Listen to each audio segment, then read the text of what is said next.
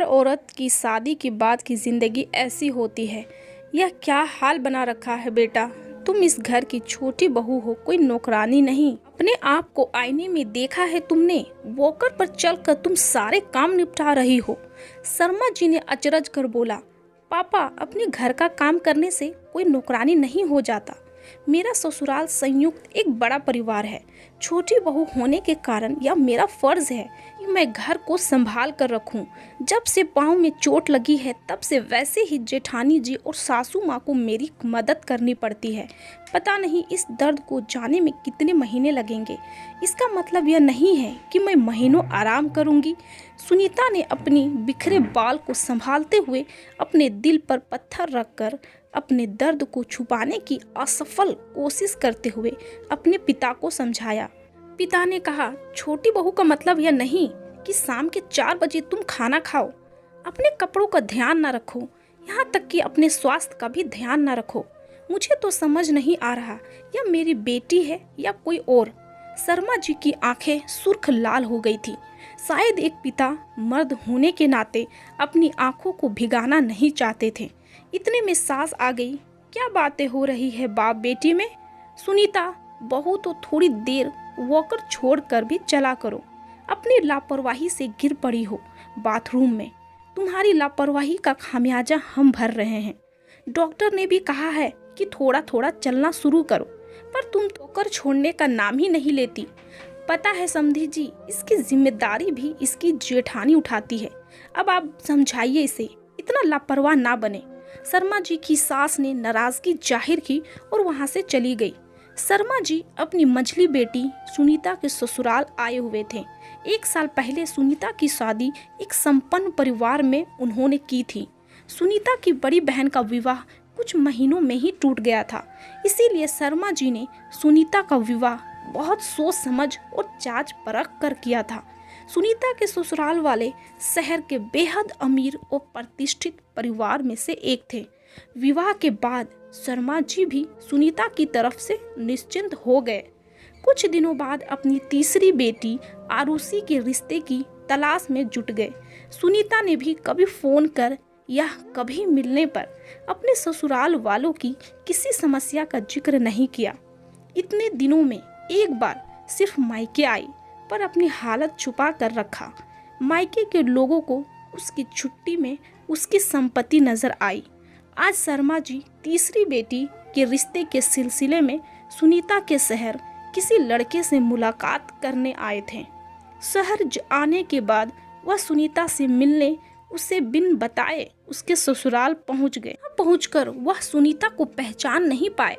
पाँव में गरम पट्टी बंधी अस्त व्यस्त सुनीता वॉकर के सहारे खड़ी होकर रसोई में कुछ बना रही थी।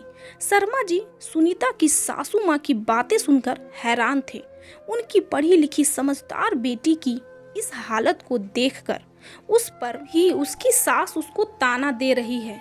सुनीता का दर्द है तभी वॉकर पर चल रही है। बाथरूम में गिरना एक दुर्घटना है, ना कि लापरवाही। बेटा, डॉक्टर ने तुम्हें आराम करने नहीं कहा है क्या? और जब रसोई तुम संभाल रही तो किस काम की बात तुम्हारी सासू माँ कर रही है, जिसे उन्हें और तुम्हारी जेठानी जी को करना होता है? शर्मा जी ने सुनीता के सिर पर हाथ रखकर बोला, डॉक्टर ने मुझे बेड रेस्ट बोला है पापा, पर सासू माँ मुझे आराम करने नहीं देती। मेरी जेठानी और सासू माँ अपना खुद का काम खुद कर रही है, क्योंकि मैं उनका काम करने में असमर्थ हूँ। ज़्यादा देर खड़े होने से मेरा दर्द बढ़ जाता है। मेरी विवाह होकर आने की अगली सुबह से ही पूरे घर की जिम्मेदारी मुझ पर लाद दी गई। नौकर को हटा दिया गया और कहा गया कि मुझे कौन सा नौकर की आदत है। मैं छोटी बहू नहीं, इस घर की 24 घंटे की काम वाली बनकर आई हूँ पापा। मुझे हर बात पर छोटे परिवार से होने का ताना दिया जाता है।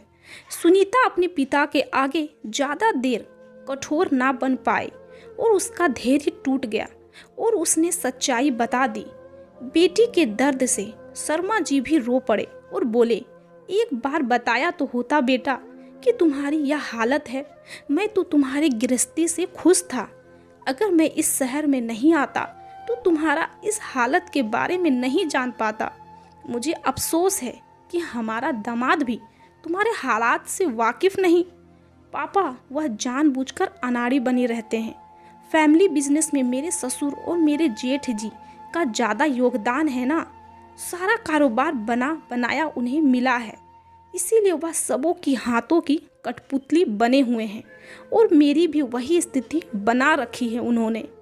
पापा बोले, बेटा घर का काम करना, सबका ख्याल रखना कोई बुरी बात नहीं है, लेकिन खुद बीमार होकर स्वस्थ व्यक्ति का ख्याल रखना और अपना ख्याल ना रखना तो बेवकूफ़ी है। इतनी बड़ी बात तूने हमें क्यों नहीं बताया? यह तो घरेलू हिंसा है, शर्मा जी ने दुख से कहा। पापा, दीदी के तलाक के बाद आपने उसके टूटे रिश्ते की वजह दीदी को बताया। उसकी हर बातों को आपने गलत ठहराया। आपने जानने की कोशिश नहीं की कि उसने चीज़ों से रिश्ता क्यों तोड़ा। जब मेरी शादी होने वाली थी तो मुझे भी आपने सिर्फ रिश्तों को निभाने का ज्ञान दिया, कभी ये नहीं बताया कि मुझे गलत के खिलाफ आवाज़ उठानी चाहिए। मुझे अभी भी याद है, विदाई के वक्त भी आपने यही कहा था, तेरा घर बसना चाहिए, तेरी दीदी की तरह तू वापस नहीं आना, वरना तेरा पापा यह सदमा बर्दाश्त नहीं कर पाएगा। मैंने भी अपनी ज़िंदगी के दुखों को अपनी किस्मत मान लिया। सुनीता ने दबी आवाज़ में भावुक होकर शर्मा जी के गले लगकर रोने लगी। शर्मा रूंधी आवाज़ों में पिघल गए और बोले, उन्हें अफसोस होने लगा। काश वह अपनी बेटी को सही गलत चुनने की शिक्षा देते। काश वह अपनी बड़ी बेटी की तलाक की वजह अपनी बेटी को नहीं मानते। काश उसे सुनते। काश। क्या हुआ समधी जी, आप चाय नहीं पिए? क्या चीनी बहू ने कम डाली है? आपकी बेटी आजकल खोई खोई सी रहती है। सुनीता की सास फिर से ताने मारने लगी। समधन जी, मेरी बेटी अपनी सूजी पाव लेकर काम कर रही है, वह भी वॉकर पर। आपको दिखाई नहीं देता? घर के नौकर चाकर कहाँ गए? जब सुनीता का रिश्ता लाया था तो आपने कहा था घर में नौकर चाकर भरे हैं, कहाँ गए सब के सब? शर्मा जी चिल्ला पड़े। उनकी आवाज़ से घर के और सदस्य भी बाहर आ गए। शर्मा जी ने गुस्से का रूप धारण कर लिया था। आप लड़की के पिता होकर इतनी तेज आवाज़ में कैसे बोल सकते हैं? यह हमारा घर है, आपका कबाड़ खाना नहीं। सुनीता की सास बोली, आपकी बहू उसी कबाड़ खाने में वापस जा रही है। मुझे आज इसकी हालत का पता लगा। आप लोगों की मानवता कहाँ चली गई? डॉक्टर ने इसे बेड रेस्ट बोला है और आप लोग इसे वॉकर देकर काम करवा रहे हैं। आज ही पुलिस स्टेशन जाकर आपकी कंप्लेंट डालता हूँ। अपनी बेटी को अपने साथ ले जा रहा हूँ। यह बोलकर शर्मा जी ने सुनीता का हाथ पकड़ा और धीरे धीरे उसे लेकर दरवाजे से निकल पड़े। सुनीता की जेठानी को ठंड में पसीना आ रहा था। उसकी जेठ जल्दी जल्दी शहर के आईजी को फ़ोन मिला रहे थे। सासू माँ भागकर भगवान के कमरे में जाकर बैठ गई थी और माफ़ी की गुहार लगा रही थी। सुनीता के पिता की इस रूप की उन्होंने कल्पना भी नहीं की थी। आने वाले खतरे की घंटी से पूरा परिवार हड़बड़ा रहा था और सोच रहा था, काश उन्होंने सुनीता के साथ ऐसा व्यवहार ना किया होता, क्योंकि गलती करने वाले को भी ये पता होता है कि उसका यह चीज़ गलत है, परंतु एहसास तभी होता है जब कोई उसकी गलती का एहसास उसे करवाता है।